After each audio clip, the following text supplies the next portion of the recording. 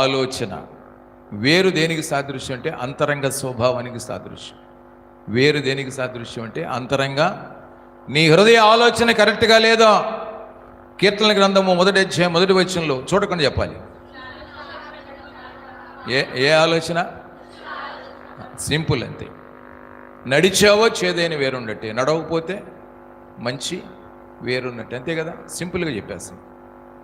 కనుక ఫలించకపోవడానికి కారణం ఏంటంటే నీ జీవితాల్లో నువ్వు దేవునికి ఇష్టమైన స్థితిలో లేకుండా ఉండడానికి కారణం ఏంటంటే చేదైన వేరు నీలో ఉంది.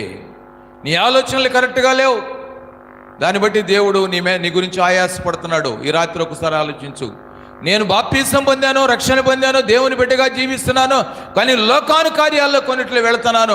దాన్ని బట్టి ప్రభువుకి నేను ఎట్లా ఉన్నానంటే ఆయాసకరంగా ఉన్నాను. కనుక నేను కారు ద్రాక్షగా ఉన్నాను. ఒకవేళ రాకడే వస్తే, నా పోకడే వస్తే నేను విడవబడతాను కదని